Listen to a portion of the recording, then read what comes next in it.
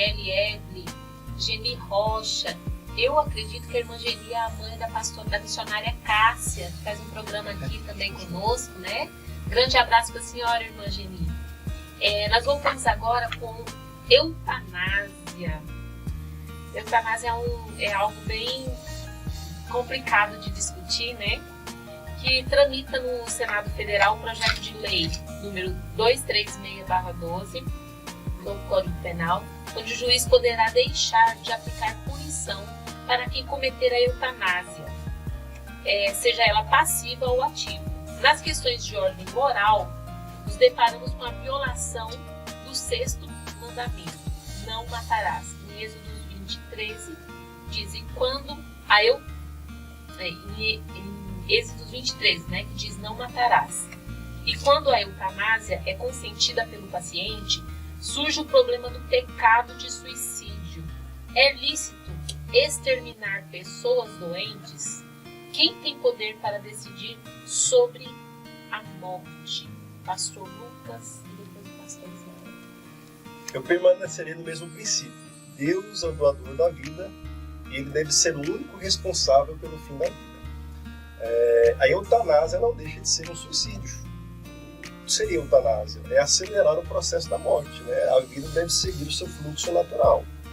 Agora, nós temos outra palavrinha que é a ortanásia. Um exemplo de ortanásia muito comum nos dias atuais é quando se desliga os aparelhos. Por exemplo, houve morte cerebral e os aparelhos estão mantendo os órgãos daquela pessoa em pleno funcionamento. Não tem mais saída na ótica humana, não tem mais jeito, vai lá e desliga os aparelhos. Isso seria ortanásia. Já a eutanásia é quando se aplica um remédio com o fim de acelerar a morte dessa pessoa.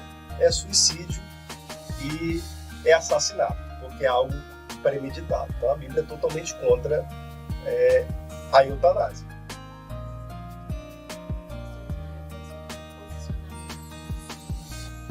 Eu sou contra a eutanásia, inclusive no mundo todo, a maior parte dos ordenamentos jurídicos são contrários à eutanásia. O que ocorre na lei é que há uma atenuante no tocante à eutanásia passiva, né? Que é quando quem está morrendo está sofrendo muito, com muitas dores e pede, né? Pede para que se desligue os aparelhos, né? Ou então pede para que morra logo.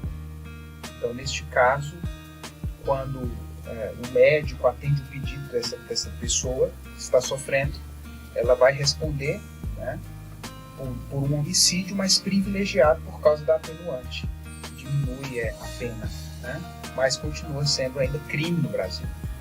Então, a posição legal e a minha posição é muito clara, sendo contrário à eutanásia, porque a vida, como já falamos aqui por várias vezes, é o direito supremo, né? O direito à vida, ele está acima de todos os outros direitos. Então, interromper ou adiantar, acelerar a morte de alguém, a meu ver, não é adequado num país que diz valorizar a vida. Muito bem.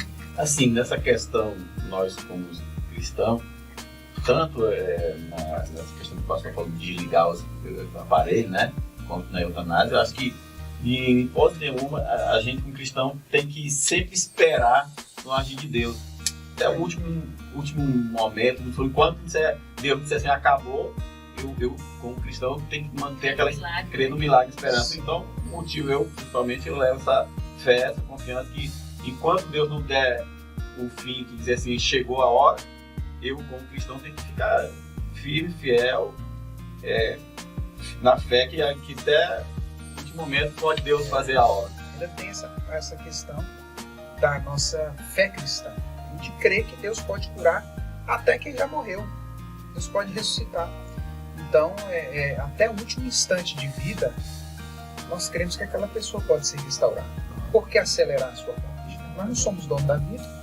Né? Quero mandar um grande abraço aqui para a irmã Shirley Santos. Grande abraço, querida. Breve estará aqui conosco, né? Assim que passar esse Colofindal aqui em Goiânia, vai estar aqui cantando com a gente.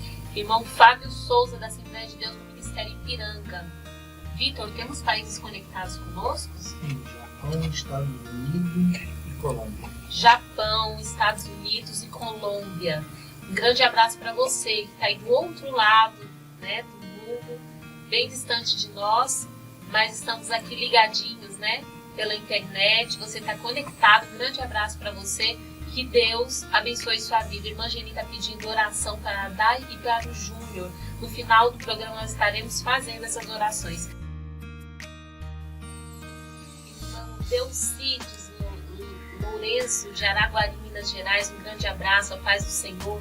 Irmã Judite Rocha, de São José do Rio Preto, a paz do Senhor. Deus abençoe a sua vida. Nós vamos agora falar sobre pena de morte. Então, pastores, muitos cristãos defendem a pena de morte e usam como base para justificar seus argumentos a Bíblia.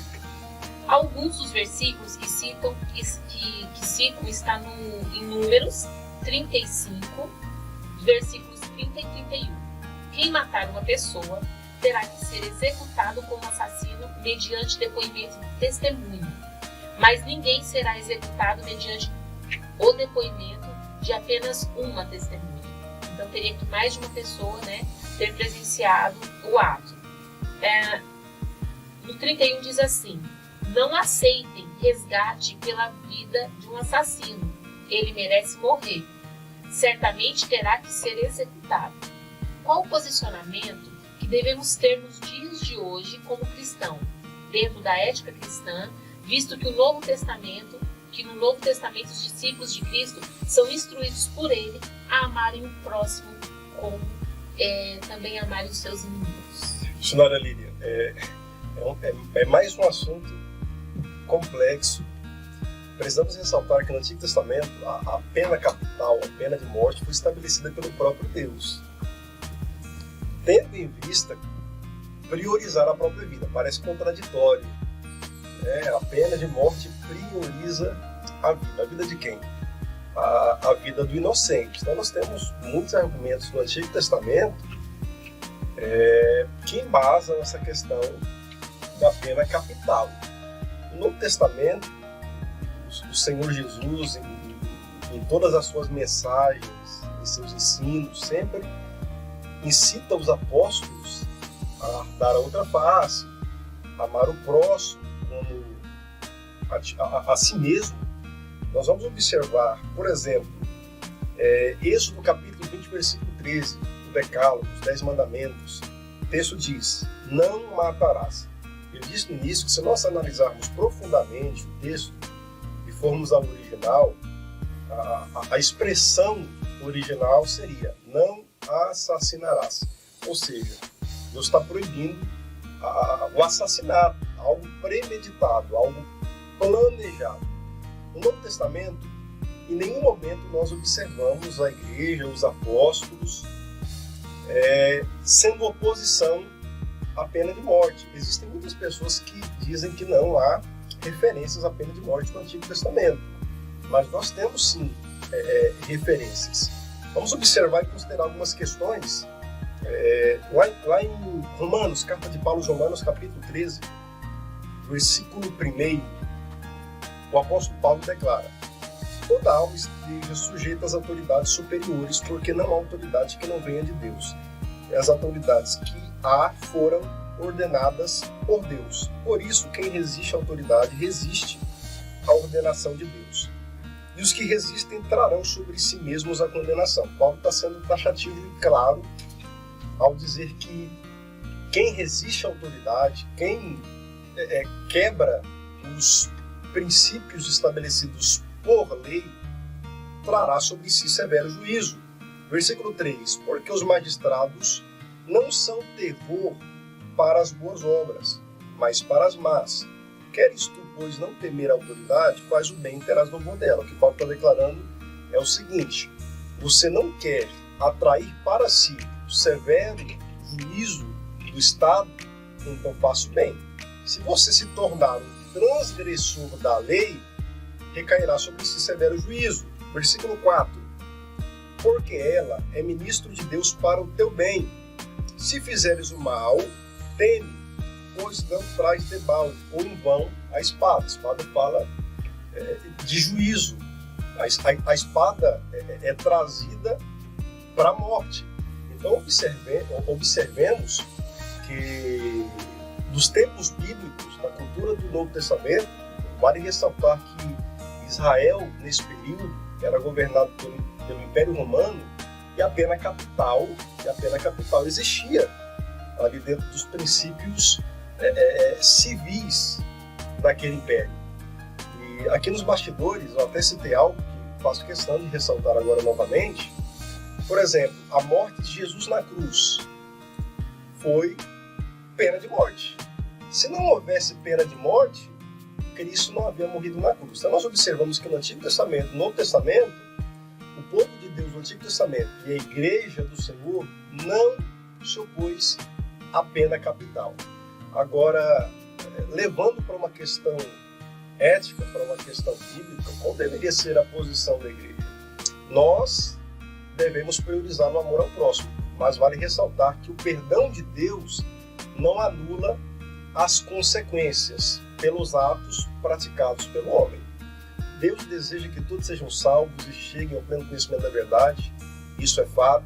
Nós devemos orar para que um assassino, para que um estuprador, ele se converta, isso é fato. Deus deseja salvá-lo, mas nós como cristãos não devemos incitar o Estado a respeito da pena capital. Mas se o nosso país, por exemplo, optar pela pena de morte em sua Constituição, nós não devemos ser oposição. Se a nossa Constituição não optar, como não optou pela pena capital, pela pena de morte, nós também não devemos nos opor. Vale ressaltar que a pena de morte ela não contradiz a questão da prioridade de Deus pela vida. No meu entendimento, a pena capital, pelo contrário, ela prioriza a vida do homem inocente, da família inocente. Repito, mas jamais nós devemos incitar o Estado a promover a pena capital. Mas se um dia o Estado estabelecer que haverá pena de morte, nós também não devemos ser oposição.